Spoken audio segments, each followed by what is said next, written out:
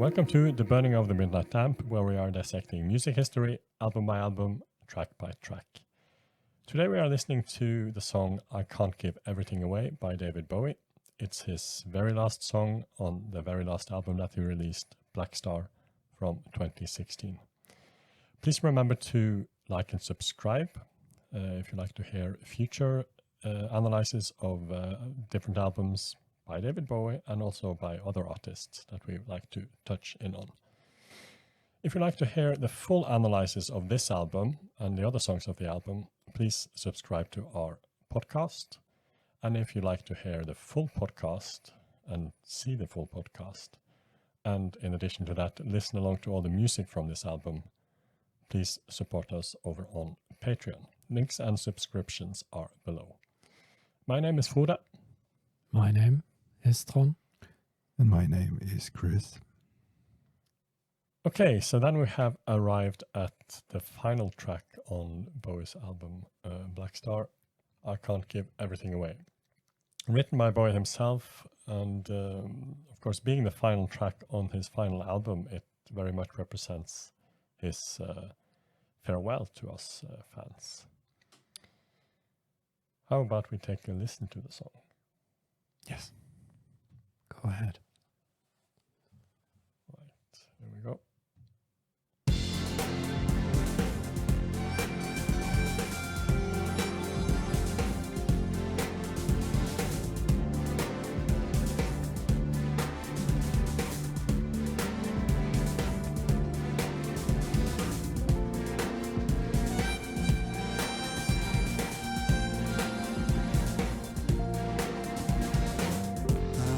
Something's very wrong. The pulse returns for prodigal sons, with blackouts, hearts, with flowered news, with skull designs upon my shoes. I can't give everything. I can't give everything.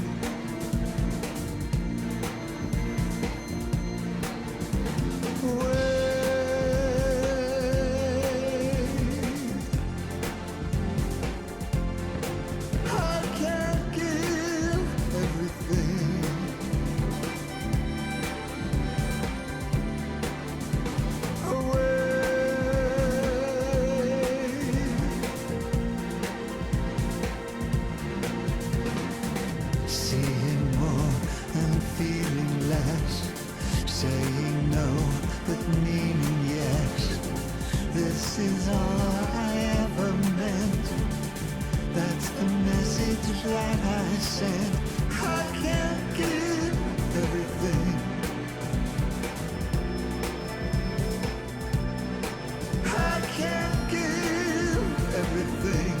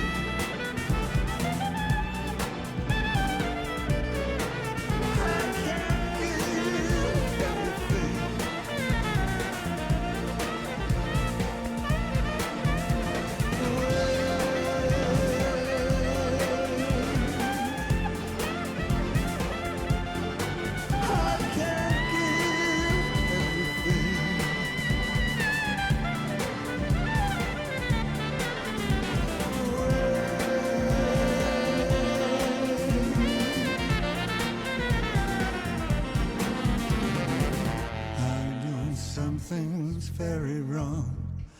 The pulse returns to prodigal sons, with blackouts, hearts, with flowered news, with skull designs upon my shoes. I can't give everything. I can't give everything.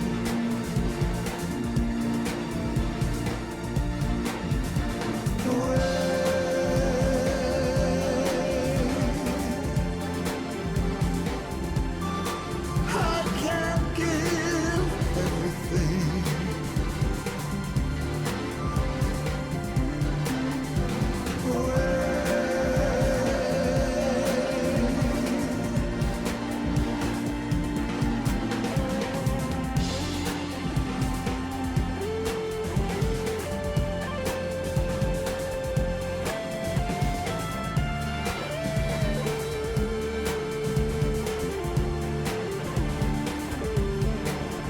I can't give everything. I can't I give. think this is the only guitar solo on the album. And it's a really good one.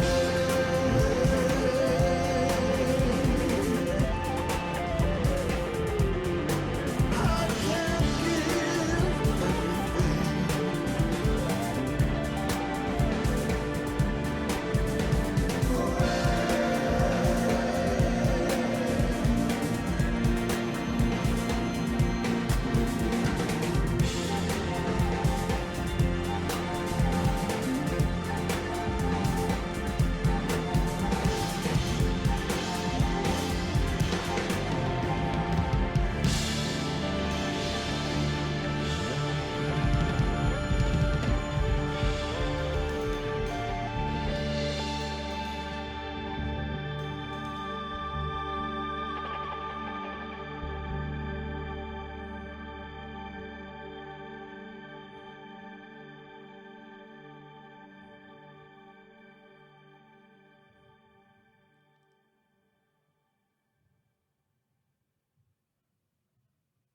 Yes, and immediately thoughts about the last song on the album. To me, the immediate thing that I'm thinking is that it maybe is one of the songs that are more type of familiar in the Bowie universe. It doesn't particularly say that it belongs on this album to me. It's not so type of jazz fusion. It might as well be from Black Tie, White Noise. Yeah, Hmm. I had the same feeling. If I was going to put it on some other album, that might have been the album I would have picked as well. Something about the early 90s rhythm. Yeah. And there's something with that synth strings as well, that Hmm. way that is played, that I can't quite put my finger on it, but it reminds me of something of early 90s Bowie. And I like that fact that it's kind of, that's the way the album is ending, because it's almost like talking a bit to the past again. Hmm. I think it's a beautiful, grand track. It's almost hypnotic. If you stop and listen to it, it's hypnotic. If you don't, then it might be a bit annoying if it's not in the background, because it's actually quite intense, because the sound is so saturated with layers, and so you have to concentrate for it not to be annoying.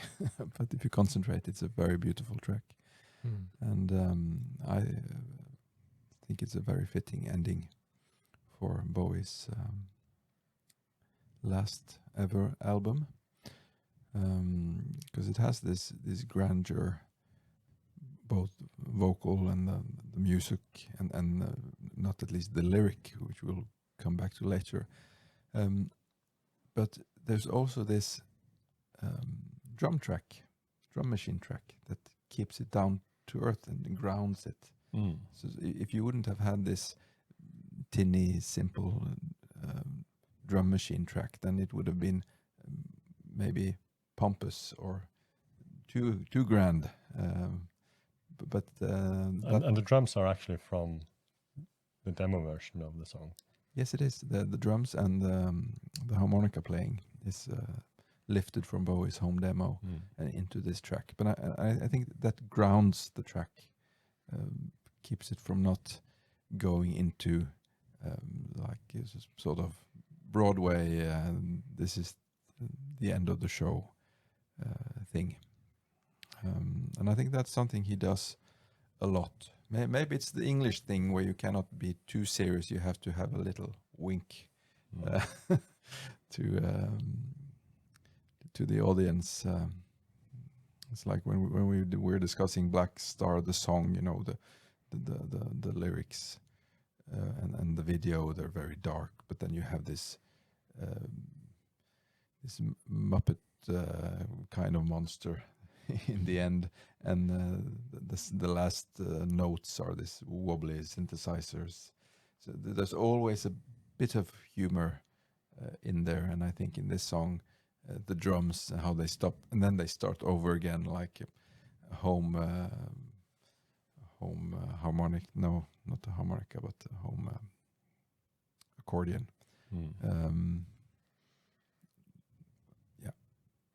You mentioned the harmonica there as well, which is also coming from the home demo, and we were talking about things this song reminds us of. But there's an obvious similarity between the harmonica part and the harmonica in A New Career in a New Town from Bowie's album Low from 1977. That is, we were even talking about if it could have been sampled from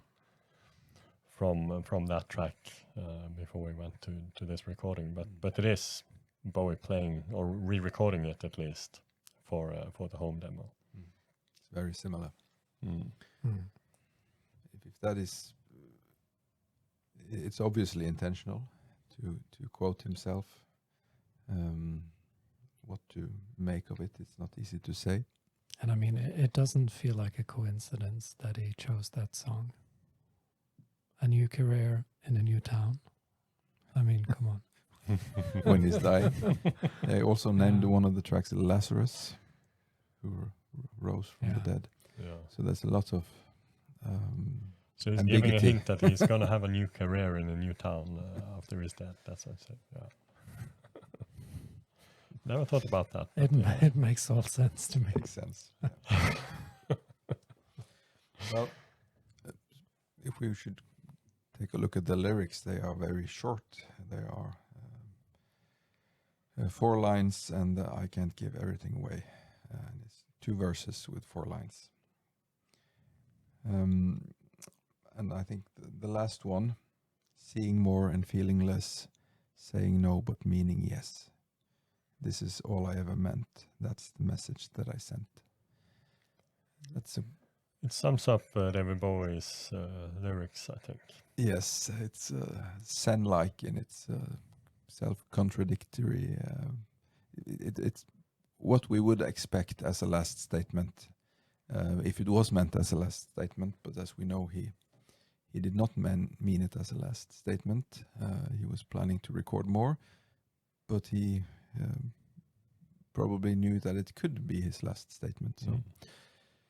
So all he ever meant was saying no but meaning yes. And we are sitting here and interpreting the lyrics and all, and Bowie is telling us, we can't give everything away.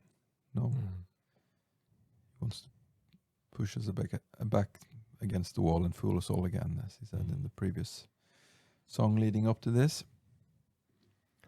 But this song has also, in the context of the mortality theme of the album, and again, with Bowie being sick at the time, also been interpreted in that direction as well. When he starts by singing, "I know something's very wrong," and he has skull designs upon his shoes, things like that, which is a symbol of death, of course. Blackout hearts. Yes, exactly. Skull designs upon my shoes. I thought that is something about walking with death. It's like a memento mori, carrying around mortality on his sneakers. Yeah, I can have sworn I've seen that design on some sneakers. I don't know if it's Converse or something, but they definitely exist if it's not only something I dreamt. And there was also a music video created for this song as well. Again by Jonathan Barnbrook, who did The album cover. exactly, and it is an animated lyric video. So Barnbrook has said that his intent with the video was to celebrate Bowie's life and express human optimism, and in a way that this musically the song does that, I would say. It is a quite it isn't quite as melancholic as Dollar Days, for example, and it's a bit uplifting as well. It was quite popular. It reached several international charts, peaking at number 45 on the Swiss hit parade charts, 141 on UK singles chart, and 142 in France. Got positive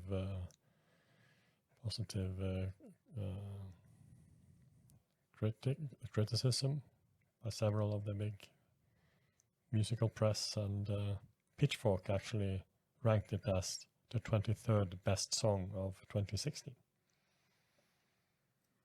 Does that mean they rated this the highest of Bowie songs? I don't know, actually.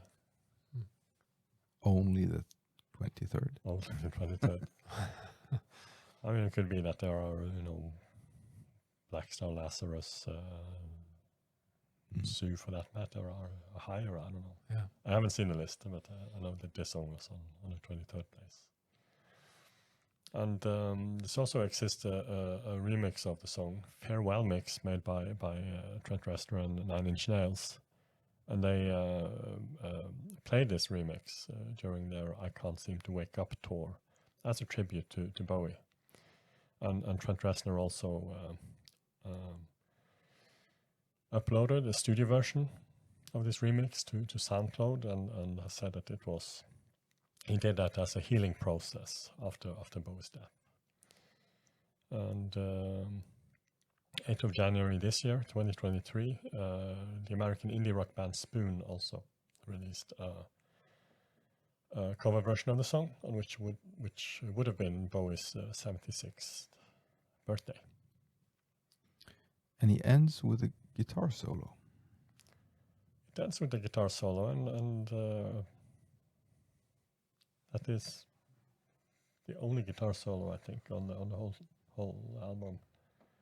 I can't remember any other guitar solos. There's still guitar playing, obviously, and some riffs here and there, but yeah, there is. Yeah, not a proper. I think most of the soloing is done by McCaslin on the saxophone, and this is the only guitar solo, and a very nice guitar solo as well. And if we get to do more Bowie albums, we'll definitely get to do more guitar solos and guitar themes, because this is one of the albums that does not have as much as he usually would have. Definitely not. Ben Monder also, he wasn't even in the two of the first sessions that they recorded Black Star. It's only attending the March sessions. There was some guitar playing by the bassist and Bowie himself before that, so there are certainly guitars on those tracks that were recorded earlier, but it's certainly not a dominant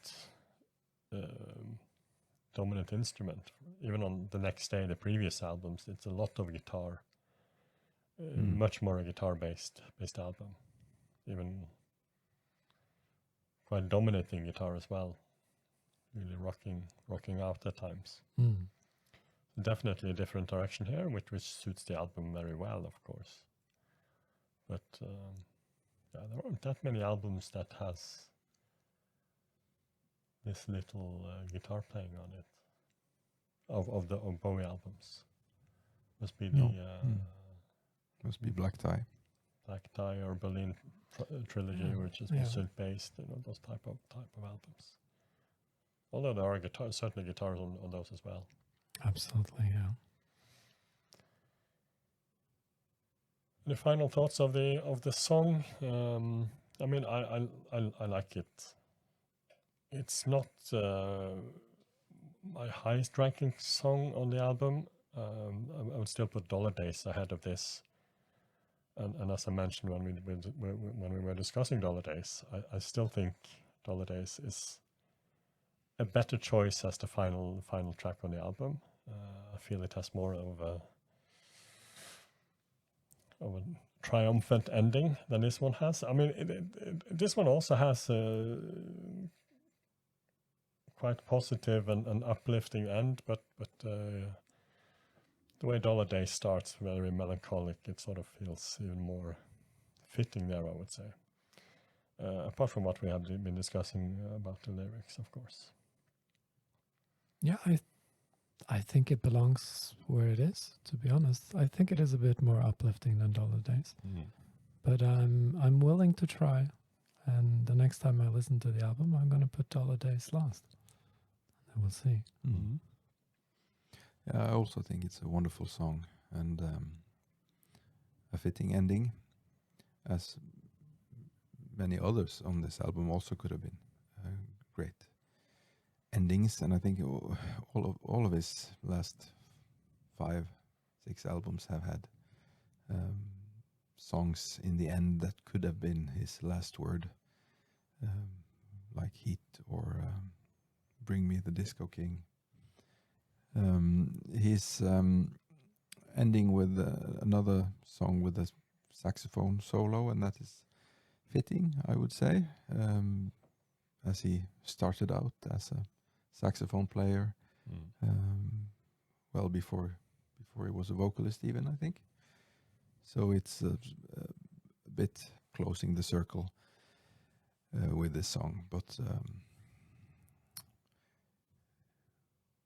if we try to put this album outside of his its placement in the end of his career, because all the songs we view it through the eyes of this is his last statement, this is his last music. I think it would, well, I'm positively sure that this is a masterpiece album, even if it would have come in the middle of his career. Because it's so strong musically, lyrically, the whole package with the design and the enigma surrounding it. Not enigma, that's a too strong word, but the secrecy from the man himself, making us now spending many hours trying to decipher. Instead, he could have said this song is about so and so, and we wouldn't have as much fun trying to find out what this means. And then it would have been more closed for us, because when he doesn't say this is a song about so and so, it's easier for us to relate it to things in our life and other things that we are interested in. He didn't give everything away. He didn't give everything away. He did not. And I agree. It is.